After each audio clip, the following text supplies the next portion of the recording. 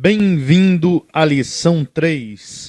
Comandos básicos e scripting. A aprendizagem de um sistema operacional vai além do conhecimento da interface gráfica. A interface gráfica é o bastante para usuários comuns, mas o terminal permite a execução de comandos mais poderosos. Nesta lição, veremos alguns comandos básicos do terminal do Solaris e também uma introdução sobre Shell Scripting. Ao final desta lição, o estudante será capaz de utilizar alguns comandos básicos em um terminal, discutir a criação de scripts básicos e avançados, executar comandos básicos para administração do ambiente. Podemos abrir um terminal pressionando o botão direito no desktop e selecionando a opção Open Terminal. O prompt é onde os comandos serão executados. Cada comando no ambiente terminal possui uma documentação de ajuda. Podemos acessar esta ajuda através do comando man. Podemos navegar pelo editor de ajuda utilizando as teclas para cima e para baixo. E para finalizar, pressionamos a tecla Q. O comando ls lista arquivos no diretório corrente. Se nenhum arquivo no diretório corrente contiver o nome procurado, então o comando não produz nenhuma saída. Podemos também utilizar de coringas para visualizar arquivos que atendam a um certo critério de pesquisa. Existem 3 permissões possíveis para as listas de controle. Para um arquivo ser lido, deve possuir a permissão R. Para um arquivo ser alterado, deve possuir a permissão W. E para um arquivo ser executado, deve possuir a permissão X. Os 3 primeiros caracteres referem-se ao usuário que criou o arquivo. Os próximos 3 contêm a permissão do grupo de usuários que pertencem ao mesmo grupo do usuário que criou o arquivo. E as últimas 3 letras indicam permissões para os usuários que não estão no grupo do usuário que criou o arquivo. Utilizamos o comando pwd para descobrir em qual diretório estamos, e o comando cd para mudar este diretório. O sistema de arquivos do Solaris começa no diretório root. São os seguintes diretórios padrões: /export /home é o diretório home para todos os usuários, /usr, arquivos executáveis do sistema, /etc, arquivos de configuração, /var, diretórios para arquivos temporários, /proc, diretório especial do sistema de arquivos para mostrar todas as aplicações que estão rodando no momento, /mnt, diretório onde as mídias removíveis são montadas, /dev, dispositivos são representados como arquivos no sistema Solaris e contidos neste diretório. O comando du mostra quanto espaço está sendo gasto pelos arquivos num determinado diretório.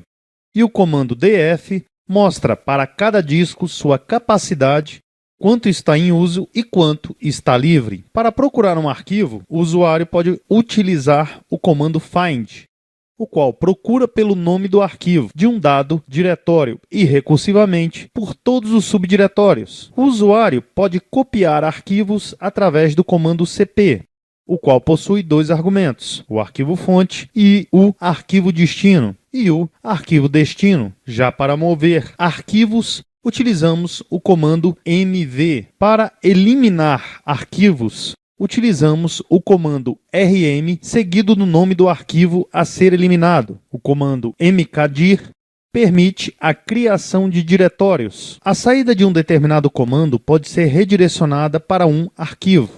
Basta para isso utilizar o operador maior que, seguido do nome do arquivo aonde esta saída deverá ser armazenada. O comando more pode ser utilizado para visualizar o conteúdo na tela.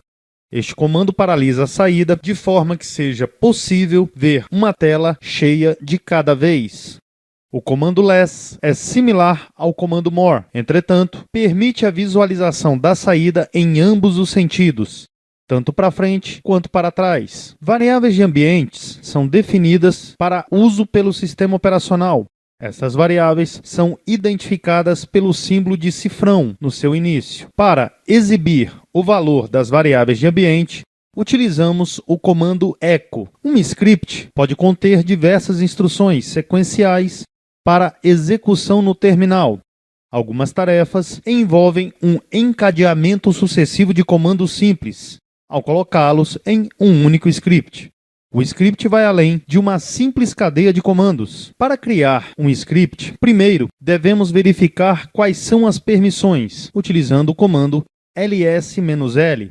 Em seguida, modificar as permissões, transformando o arquivo para um executável através do comando chmod.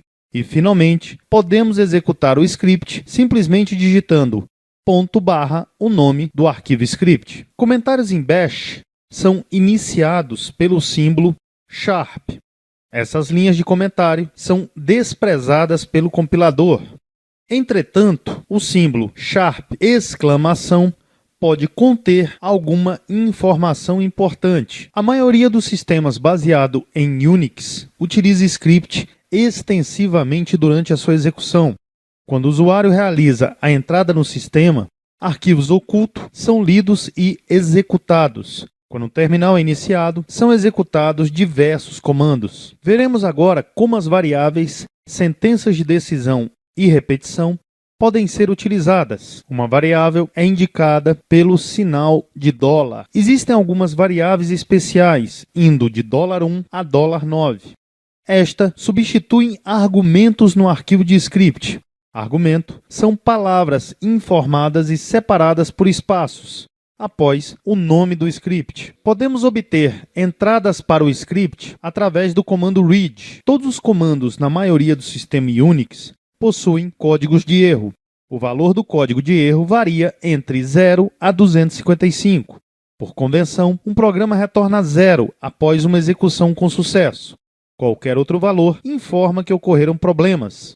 Podemos obter o código de erro da última execução utilizando a variável $interrogação. Os operadores aritméticos são soma, subtração, multiplicação ou divisão. O operador percent retorna o resto de uma divisão.